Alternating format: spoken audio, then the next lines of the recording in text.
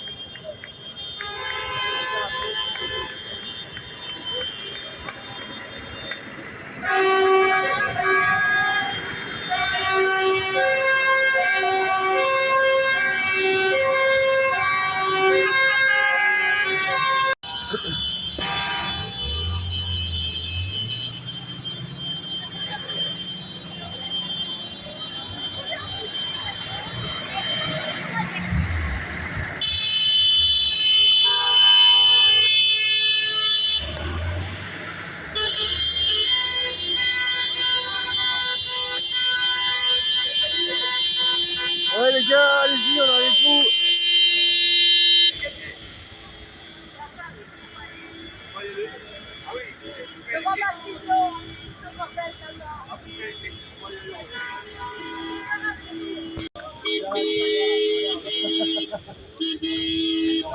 La criée, elle est là.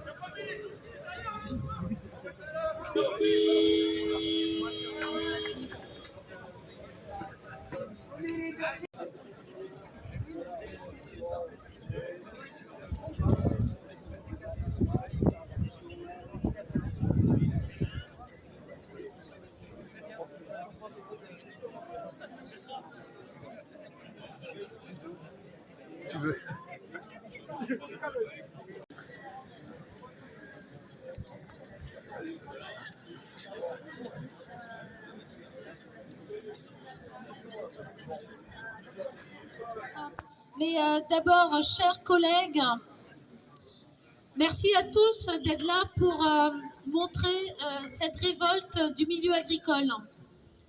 Alors avant d'entamer un petit discours, je ne sais pas comment l'appeler, parce que je suis quelqu'un du terrain, donc je ne suis pas quelqu'un qui fait des discours tous les jours. Mais j'aimerais qu'on commence par 1 minute de silence. Alors ceux qui me connaissent savent que je suis quelqu'un de sensible. Je suis une femme qui représente la coordination rurale au niveau national. Je ne suis qu'un petit bout, mais on a tous une sensibilité et on a perdu, lors de ces événements, une mère de famille et sa fille, et dans des conditions dramatiques. Et donc j'aimerais qu'on observe tous 1 minute de silence, s'il vous plaît.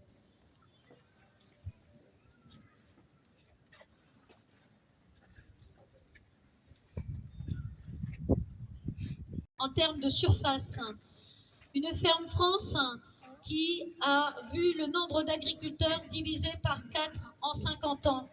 Une ferme France qui a aujourd'hui un problème de renouvellement des générations parce que nous autres, nous agriculteurs, nous qui sommes enfants d'agriculteurs, étions dans cette tradition d'installation après nos parents. Les crises des dernières années font que, parmi nous, nombreux sont ceux qui ont leurs enfants, qui sont partis travailler ailleurs et qui ne savent peut-être pas qui reprendra leurs outils. Nombreux sont aussi ceux qui sont sans repreneur parce que pas d'enfants du tout, aucun enfant.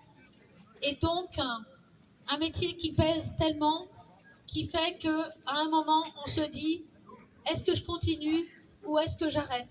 Mais si j'arrête, qui est le repreneur? On aimerait que les candidats à l'installation soient nombreux. Et ce jour, on y rêve tous. Et nous, à la coordination rurale, nous faisons des propositions en permanence pour que justement ce renouvellement des générations soit facilité. Nous avions fait de nombreuses propositions il y a 1 an. Elles s'inscrivaient dans un projet de loi présenté par les sénateurs pour un choc de la compétitivité de la ferme France. Ce projet de loi n'avait qu'une 20aine d'articles. Il prenait en considération une grande partie des problèmes que nous vivons aujourd'hui. Il y avait les filières en déclin. Je citerai la volaille par exemple, et toutes les filières à développer.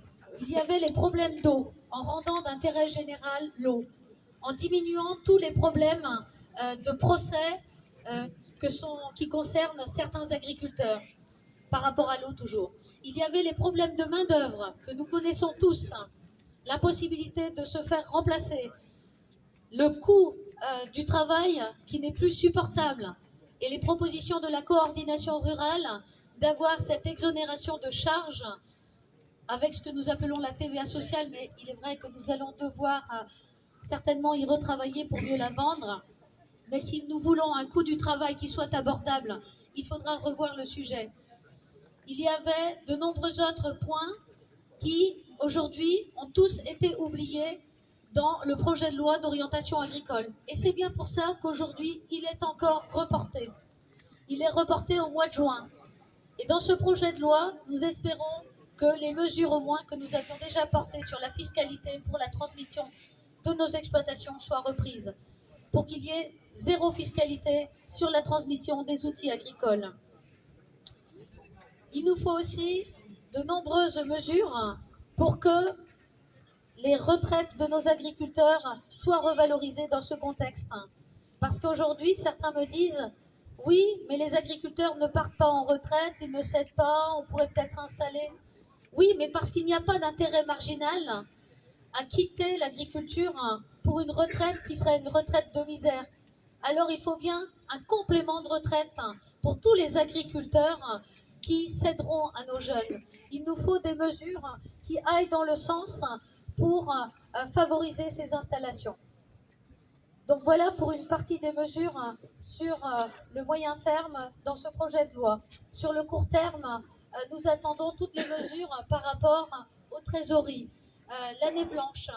L'année blanche, certains se disent pourquoi une année blanche. En tout cas, elle est demandée par de nombreux agriculteurs sur le terrain qui m'emmènent des copies de leur compte en banque avec des mouvements de frais irréguliers, des commissions d'engagement à n'en plus finir, des comptes bancaires négatifs. Il nous faut la mise en paiement de tous les dossiers touchés par les calamités agricoles, par les tempêtes, les inondations, les problèmes sanitaires. Il nous faut aussi cette exonération du carburant. On l'a bien vu, nous autres agriculteurs, on voudrait nous faire payer le carburant plus cher et ça représente quand même 5 à 10 000 euros par exploitation cette année. Et que dire des années après? Cette mesure a été validée par le syndicat majoritaire. Oui, le syndicat majoritaire a intérêt que nous allions vers les biocarburants. Les biocarburants, c'est avril. Je n'en dirai pas plus.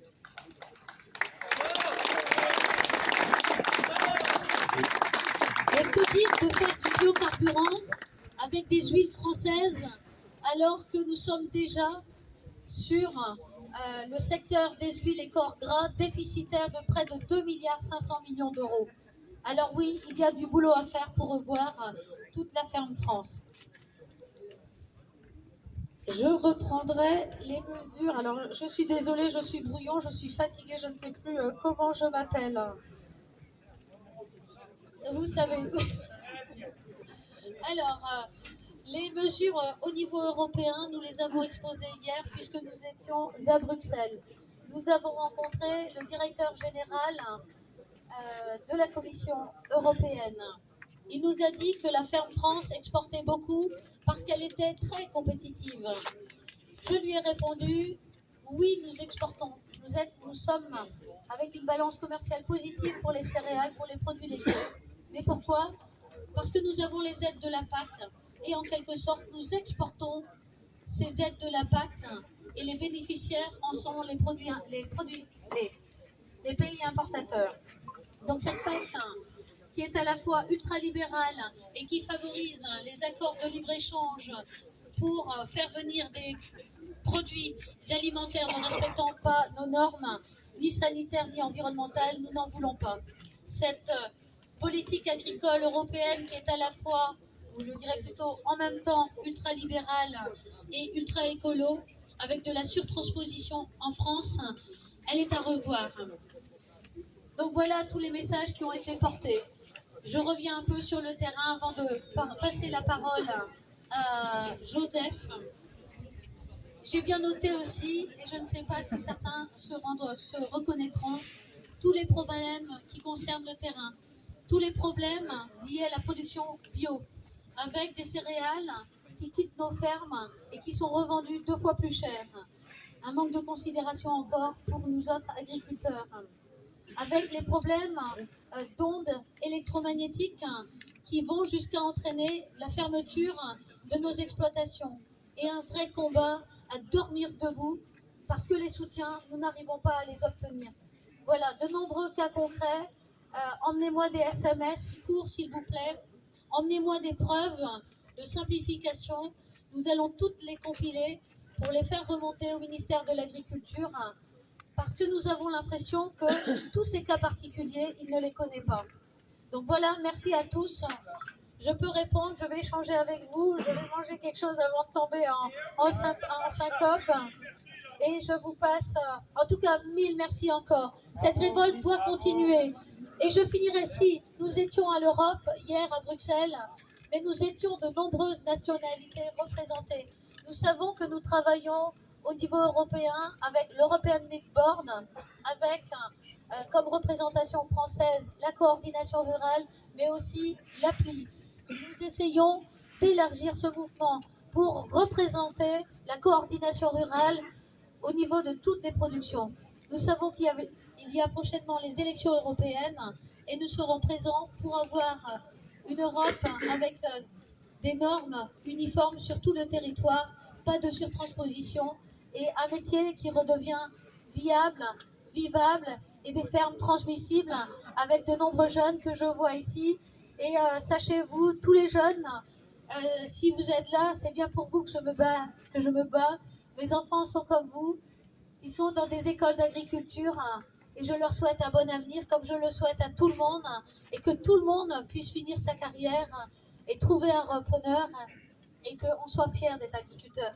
Merci à tous. Bravo.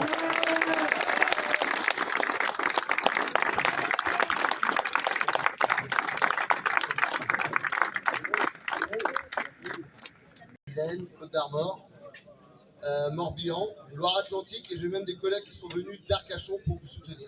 On a tenu à venir vous soutenir par rapport à tout ce qui se passe. Et comme vous et nous, c'est pareil, on a les mêmes problématiques. Sur vos revendications, on a, pour ainsi dire, les mêmes, sur le gasoil, sur l'importation, sur, comment dirais-je, la pression de l'Europe sur nous. On a exactement les mêmes problèmes. Donc voilà, on tenait à vous dire aussi qu'on tenait à partir sur Paris normalement le 6 février. Et on voulait vous demander si vous seriez en train de venir avec nous marcher à Paris pour le 6 février. Alors, marcher, faire une marche à Paris. Exactement, parce qu'il est peut-être temps ensemble qu'on unisse nos forces. Et nous, le thème, ça serait la souveraineté alimentaire, bien sûr, c'est ça qui nous unit.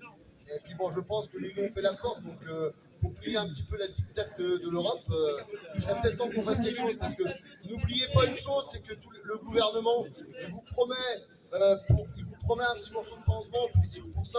Je voulais vous dire une chose, que ce qui décide, c'est à Bruxelles que ça se décide, c'est pas en France. Ça veut dire que tous ceux qui vous font des beaux discours devant vous, ils votent par derrière vous tout ce que vous ne voulez pas. Donc voilà, après vous pouvez partir sur des choses techniques nous concernant, mais bon, voilà, au moins on est venu vous soutenir, on est là, et je pense que maintenant, il va pas falloir lâcher la bride, tout simplement.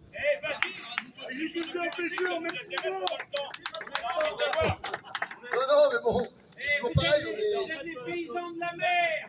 Oui, non, mais moi je suis issu d'une famille de paysans, et de marins pêcheurs. Donc j'ai choisi la mer, tout simplement. Mais je sais pas planter des patates pour autant. Donc, voilà. Non, mais bon, c'était pour vous dire que les problématiques, on les rencontre aussi au niveau de l'Europe. L'administration, c'est devenu de la persécution, de l'acharnement. On se demande si on n'est pas devenu des parias aux yeux de certains. Donc tout simplement, voilà, il ne faut pas qu'on continue à se laisser bouffer comme ça et à perdre le peu de souveraineté alimentaire qui nous reste. Tout simplement, il faut montrer aussi aux yeux du public que d'ici quelques années, qu'est-ce qu'ils auront dans leur assiette? Rien ou de la merde, voilà, tout simplement. Voilà. Donc voilà, après je ne vais pas faire des grands discours, parce que c'est votre mouvement, c'est votre mobilisation, mais bon, sachez qu'on est là et puis qu'on vous soutient à 100%. Merci à toi.